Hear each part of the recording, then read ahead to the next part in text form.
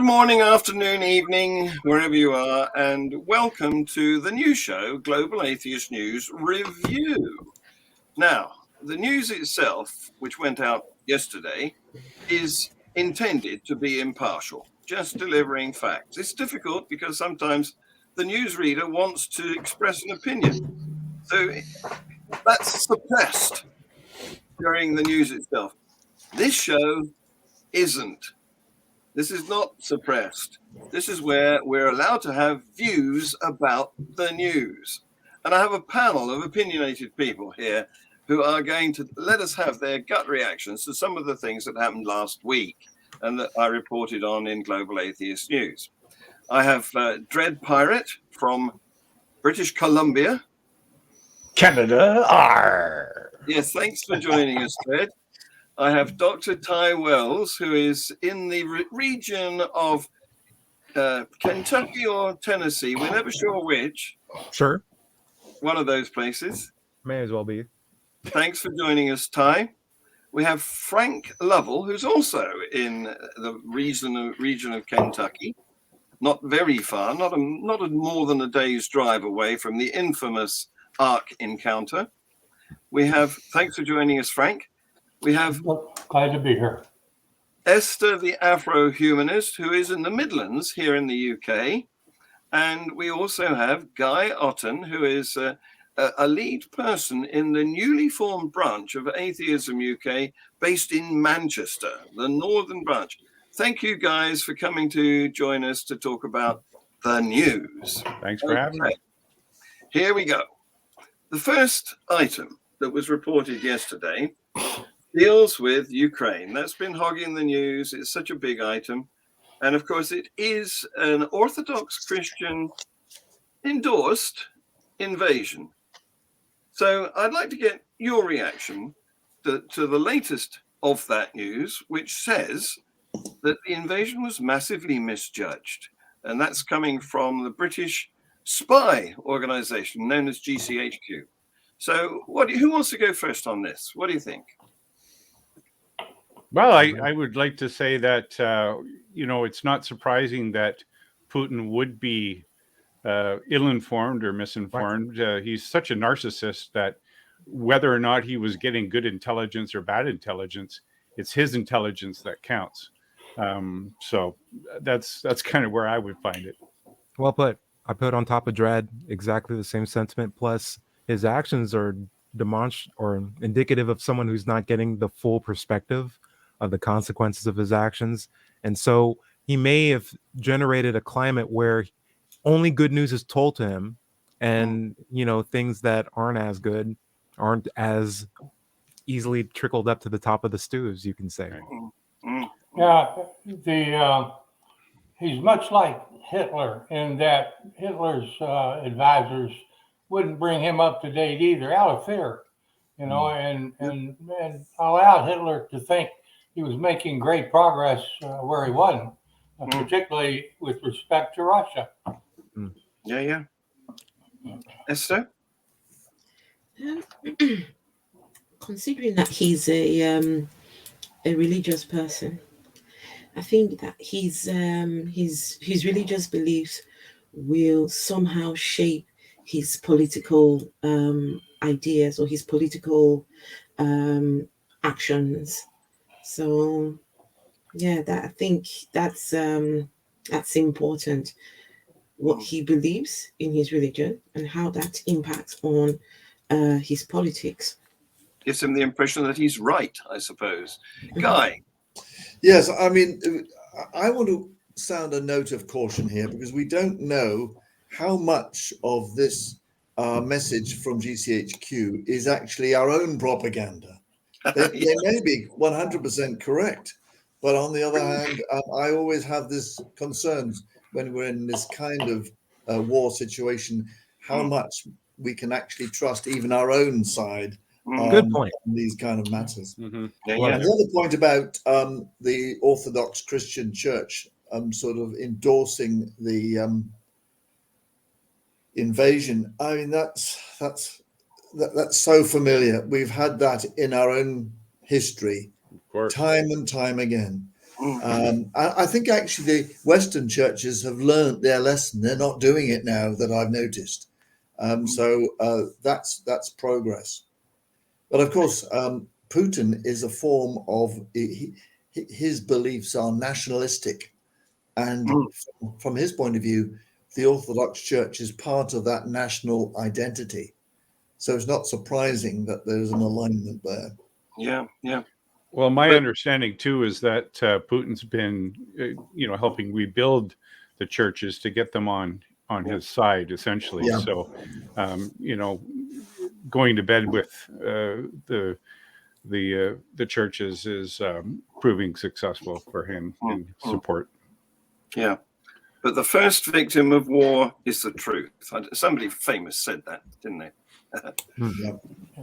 Well, thanks for that.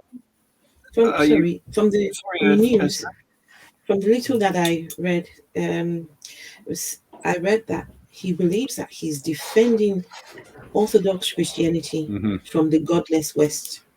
Wow. And by supporting the war, he believes that he is somehow protecting them from the godless heathens. Yeah. I wish that were true. I don't think it is true. If we had a godless army, that would be great, Well, this is Patriarch Kirill, isn't it? Patriarch Kirill, the leader of the Russian Orthodox Church, is he's trying to make it a war against homosexuality by claiming that Ukraine's gone gay with their pride regime, their gay pride events. Sorry, Frank. Well, Hitchens said that religion poisons everything, and this is a case where religion aids and abets some terrible things. Yeah, absolutely. Moving on, because we've only got a few minutes to cover each of these items. Thank you for being brief, guys. Last weekend, it was the first of the Formula One races here in the Europe and not America so much. Where Formula One is mostly based in non-American states. So I think there is a race in America this year, but most of it happens in Europe and Near East countries. And there was going to be a Saudi Arabian Grand Prix, which was practicing and qualifying last weekend when there was a missile attack on a nearby oil field. And for a while, they were debating whether or not to actually hold the Grand Prix, to stage the Grand Prix itself. In the end, they decided to do so. So what do you think? Is it this is the Houthi rebels? They're a weird bunch. You may have heard about their slogan. If you haven't, I'll read it out to you in a minute. But let's get some of your feelings about this event. I don't really follow F1, so I'm open. It's climate change. They're contributing to climate change and F1. What I'm hearing is vroom vroom, boom boom, vroom vroom, and I'm like, okay, works for me. Well, it's not. So is the Houthi rebels? Are they a religious group? What are they all about? Okay, well, here's the background. They are an armed Islamist political movement that came out of the North Yemen, which is a neighboring country to Saudi Arabia, in the 1990s. They're Shia, Zaidi Shia religion, a branch of the Muslim religion. Mm-hmm. And since the 1990s, they've become more fundamentalist, more extreme, and their current slogan is God is great, death to America, death to Israel, curse on the Jews, victory to Islam. What do you think about that? Isn't there an important point about the Houthis, John, is that they are backed by Iran, so that the Yemeni civil war is actually a proxy war between the Iranians and the Saudi Arabians. Now, I don't know whether that affects our view of the Formula One, which is happening in Saudi Arabia, I mean, I'm with those. I'm not that interested in Formula One or in any of these things. I agree that running these formulas is potentially an ecological issue. Although I believe that they're developing electric formula races. Right. You know, I don't think there is much of an issue for us to think about, other than possibly that the West is in bed with Saudi Arabia, which is a country with an appalling human rights record, mainly as a result of its own version of Islamic extremism. So Yeah. that's my concern, really, I think. Yes, I but it's mean, got just a lot of 2 weeks, just 2 weeks before that attack, 81 people were put to death in Saudi Arabia, and you know, it was a mass killing, mass execution. These people were convicted of crimes ranging from from killings to belonging to militant groups. Not sure if it's anything to do with it, but it's just 2 weeks later, then that happens. Mm. You have to ask the question: is it really safe? Mhm. Yes. I know what Mm. President Trump would have called it. Yeah. Let's hear it. Cleansing, Let's hear it. justice, whatever. Well, he would have called that region a shithole country. Yeah, exactly. No, Oh, so we Oh, can hear yeah. from the show. Yeah. But he would be Hey, quite happy for them I to love it. carry on being a shithole country. He had no concerns about that. No. And he never stresses his vocabulary. He keeps it simple. Yeah. Okay. Thank you. We found out that you're not Formula One driver race fans. Well, I But, like the notion of electric Formula One. I mean, Yeah, can you imagine the torque on some of those things? absolutely. Well, They'd probably just fly apart, you know, from the torque going off the start line. It would be visually wonderful and also very quiet. Yeah. Yes. Yes. Well, it already exists. It's been running now for several years. Huh? Formula E. There you go. Formula. Yeah, so that's happening. But we don't like the Houthis. So, okay, moving on. Taliban, they don't stop out of the news very long, do they? And No, they don't. What they did last week, coming off the week before when they opened the schools to girls, and when the girls arrived, they told them to go home because they hadn't decided what uniform was permissible for them. Right. But coming off that, this week that's just gone, they have now banned the BBC and Voice of America from being heard or seen in their country. So, what do you think of that? I mean, is that really doable? Because I mean, people have phones and smartphones and streaming services. Like, how is that even possible? Well, believe me, it's technically possible. I don't know whether do you have an app where you are that's called Nextdoor? No? I don't know. Yeah, we have some nodding heads. We have Nextdoor. It's a local app, so you go on it and you can ask if anybody knows whether there's a good plumber, for example, or recommend a In restaurant. your neighborhood. Exactly. And it's limited to a particular radius around the source of your device. And so they're all controlled by masks, and all you've got to do is stick filters in those masks, which is done, by putting in a few keystrokes, and you can stop anything, anywhere. Yeah, North Korea completely blanks out that population's accessibility to almost everything. Yeah. Wow. So that's what they've done. They've banned the BBC and the Voice of America, which, of course, those are two of the only external sources of information that's been available in Afghanistan. Well, up till the Taliban took control and decided to control all the media. You know, maybe there's a good side to this. They don't get to see Tucker Carlson. Yeah, I would like to ban Fox News, if there was some way to do that. I mean, We it's spell surely it's- FOX, FAUX. Well, isn't it what we rather expect them to do? And I mean, freedom of expression is very much a Western idea, and we struggle to maintain it in the West at times. So it's not at all surprising that it's just not, that Putin has closed down all opposition to his regime, and the Taliban are doing the same. What about VPN? Do people manage to escape these restrictions via things like VPN? No, I know someone. I know someone who.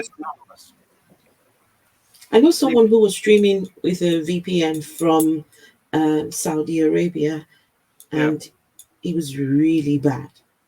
At a certain time of the day, he had to log off. He'd warned me in advance to say, by certain, even with his VPN, things are still very controlled, and the service was really poor.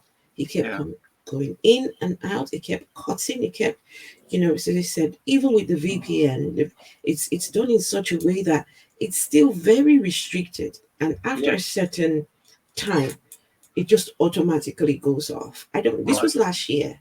I don't know now what it's like now. I really don't know. Well, I'm not an expert, but my understanding is that VPN makes your device, whatever you're using, untrackable, rather than making the sources unreceivable. Right. Well, I want to clarify when I said I was joking about banning, say, Fox News.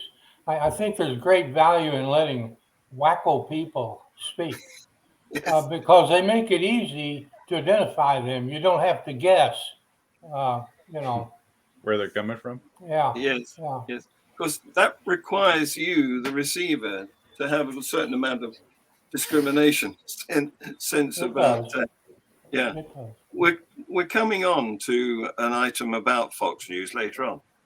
So, 5 people were killed in the latest deadly attack in Israel.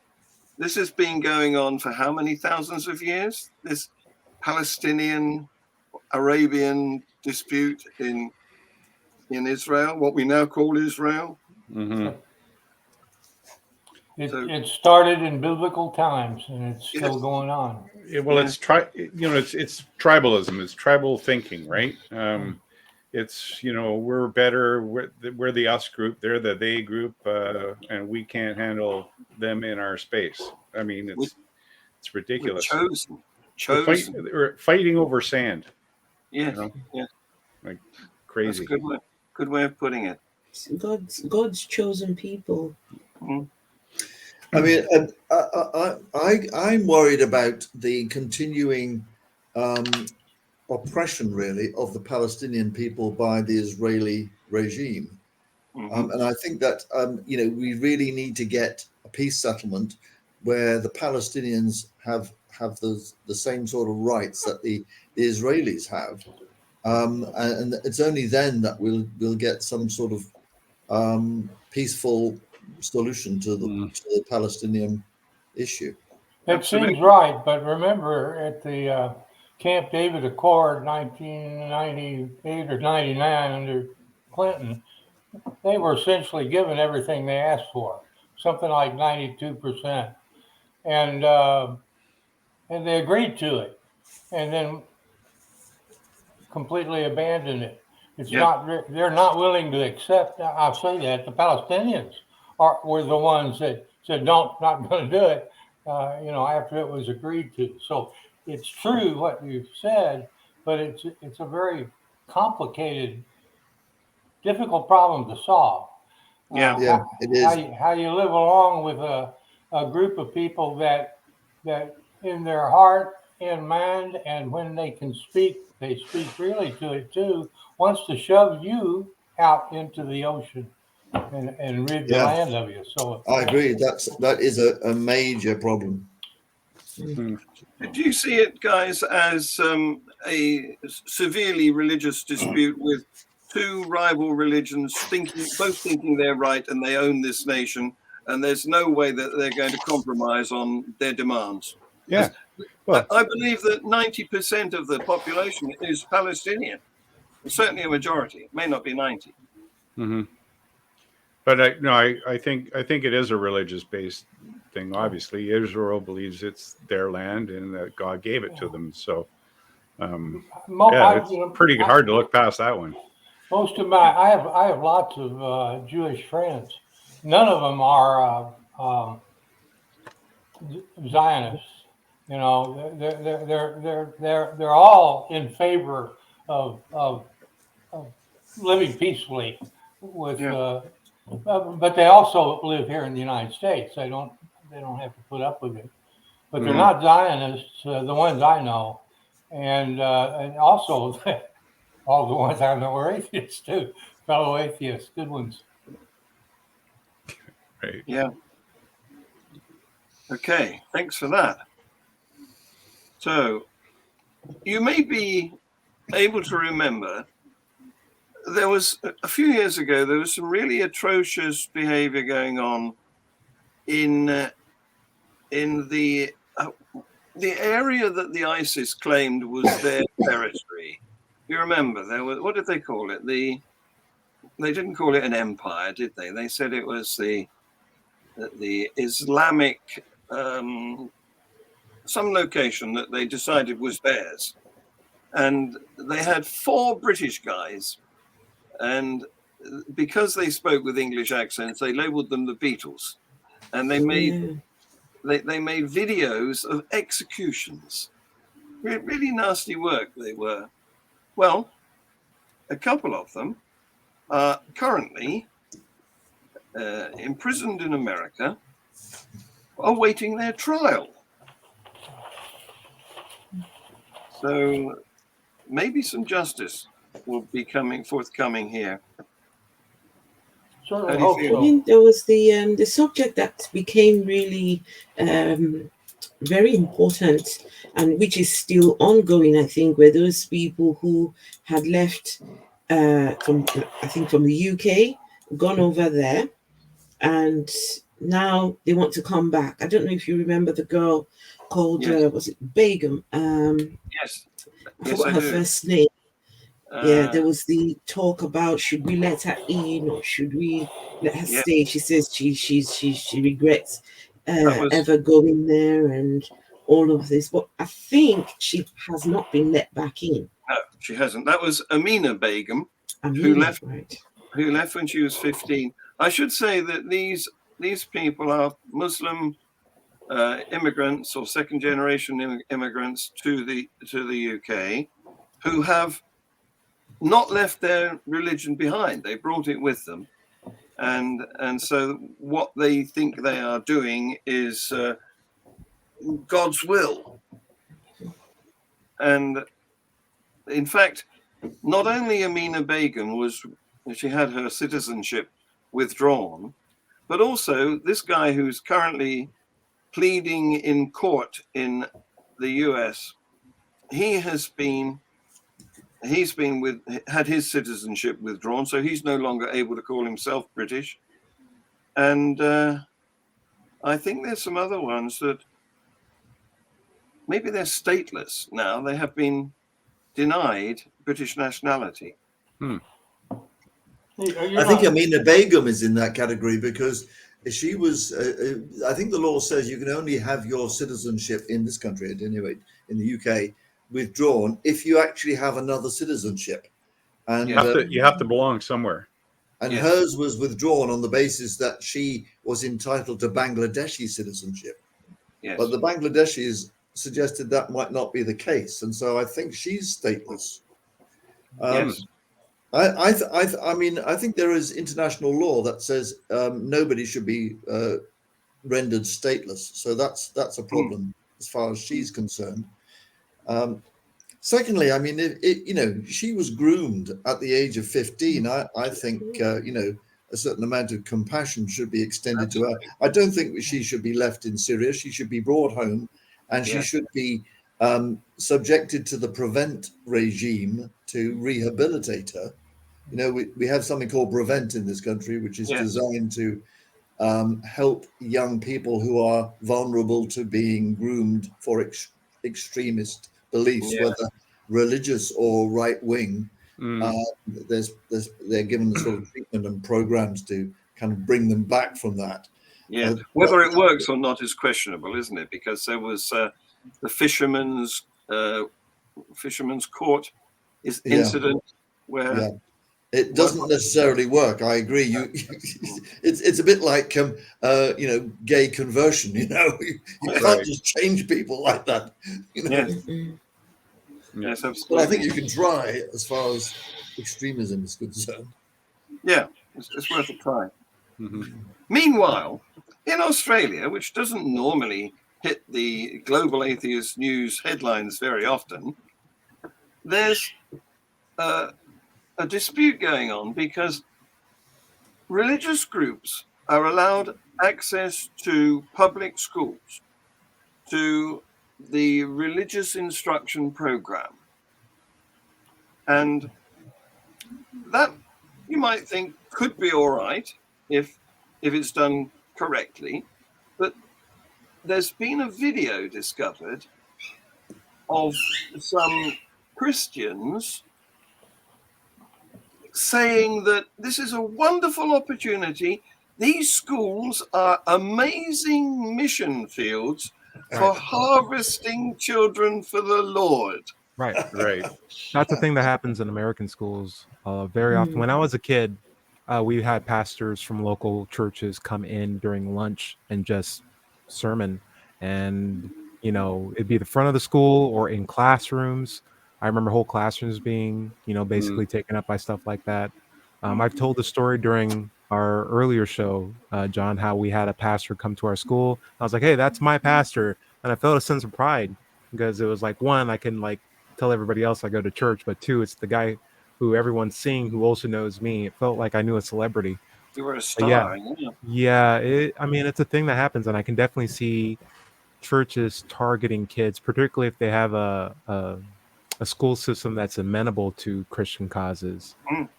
Definitely ingratiating themselves into the school system properly.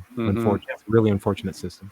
And in America at that time, particularly, it was something to be proud of that you went to church. You were seen as good and moral and everything, because that was the propaganda that the Christians had been able to propagate. But of course, Australia is not like that. Australia is a largely non-religious country, even more so than the UK. And the Rational Society of Australia has been getting up in arms about this. They don't want their children harvested. Good for it. Yeah. I say stop it before it becomes a problem, because right now it's already a problem. Well, here in Canada, and just in my little town here, one of the local churches makes use of and pays for the janitorial services that they have to use the school on weekends for events that are designed specifically to get children involved in the church. And I think that's probably pretty inappropriate. Well, hiring a hall is one thing, but actually exposing the children who are in captive audience during school time to this sort of proselytizing, and it's being paid for by the state. That's a different matter. I think they're driven by this idea that you catch them while they're young, and I'm sure the idea is if you can get one, you can hopefully spread it to the members of the family. Maybe the children will want to come to church, and the chances are mom or dad will have to bring the child. I mean, the end goal of these people is always the recruiting. It's the recruiting and conversion of people. So when you get one, chances are you may get the others They're the members of the family. And so, it's not just, it doesn't stop in the four walls of school. I'm sure they will say things like, oh, you can come to church on Sunday. It doesn't end here. Mom can bring you over. And then when mom comes with the child, they might offer tea, coffee, make themselves look like they're saints. And, before you know it, everyone's roped in little by little, So it goes on generation after generation. Yeah. I mean, I think there is an interesting point here, because in the UK, as you know, we have faith schools, and many of these faith schools actually operate pretty much in a secular context, and a lot of the kids, grow up not believing, so they don't do a particularly good job. But some of them do, and I was subjected to quite intense Catholic indoctrination, which it took me years to throw off. Likewise. I think it's a really difficult issue, because clearly in principle, we should not be allowing any religious or other extreme groups access to our children, and our children need to be educated, equipped with skeptical questioning techniques, and able to sort of defend themselves from fake news and fake claims and fake ideas generally. Absolutely. Well, and religious indoctrination really of children is a form of child abuse. Yeah, it's abhorrent. And if people understood that in that context, you'd probably see a lot less of it. Yeah. Frank, do you have Ken Ham come into your schools near where you are? No, but he would if he could. Right. He would love to do it. I do want to say, here in Lovell, Kentucky, we've got some really excellent public schools, and we have two Catholic schools, one St. X, one called Trinity. They are very, very good. In my many years opposing young Earth creationism, and trying to explain evolution to the public at large, the most most knowledgeable citizens in this city on evolution are graduates of the two Catholic high schools, which I think is kind of odd, but it occurs to me the church may be a little embarrassed by the success of Galileo, whom they suppressed, that they're making up for it. I don't know, but we have two Catholic schools here that are really very good, and we have some good public schools too. But that's good. Ken Ham would lecture in our schools if he could. He'd ham it up, eh? Yep. So I don't want to keep you too long, guys, because I know that you've got busy lives. But I do want to mention two more items here. One is the famous Lara Logan, who used to be a correspondent for CBS News in the US. CBS is a sort of fairly mainstream, by US standards, show. And then she left and joined Fox News, which now is a streaming service called Fox Nation. And she's recently appeared on a right-wing podcast when she said, does anyone know who employed Darwin? Where Darwinism comes from? Look it up. The Rothschilds. It goes back to 10 Downing Street. The same people who employed Darwin and his theory of evolution and so on. I'm not saying that none of it is true. I'm just saying Darwin was hired by someone to come up with a theory. Okay, fine. That's just plain stupid and bizarre, isn't it? It's just I think we run into a serious danger, just throwing this out, where there are people who are crazy people, absolutely, but they're also crazy people who try to turn that into a career. And the only way they turn into a career is by making sure their names get known. And I think it's a responsibility of the reasonable-minded to not echo their sentiments or exchange their names on our courses of media, because the last thing we need are more people that we can throw around name-wise as punching lines, where people will be like, well, I hate atheism. Let me hear whatever names they're saying that they don't like, and that's the new person I'm going to be listening to. Right, Like hate watching. It's the backfire effect, right? Right. So it's just dumb. Crazy person says something crazy, move on, and then hope they just get lost in the annals of obscurity. The din of craziness. Ty makes a very good point. I referred to our former president Trump as he who shall not be named. Yes. And just forget him and move on. But remember not to go down that path again. You know, well, Margaret Thatcher would have said, deny them the oxygen of publicity. Boom. I love it. And with that, I think we should just move on to the next one. Okay, well, it's good news. The next one and last one is about the Natsen British Social Attitude Survey, which I love this. It's revealed that the proportion of people in Britain who describe themselves as having no religion is at its highest ever level. So that's good. That's what, 53%? 53, yeah. Wow, that's great. Yeah, but the trouble is that people, a lot of people who are actually Jesus freaks, say that they don't have a religion, they have a personal relationship with Jesus. And there are a lot of people who say, "Oh, I'm not religious; I'm just spiritual." Right. And then there are, so there's such a huge spectrum. These figures are really difficult to work out. I'm a chaplain, a humanist chaplain in a mental health unit, and I come across lots of people who are having religious delusions. Well, I'm talking about the serious ones rather than the normal ones. They think they're Jesus. But I also come across people who have no religion and who have often sort of sci-fi delusions or political delusions. So there isn't a lot of difference. Yeah, there isn't a lot of difference between believing you've been abducted by aliens and believing in a god.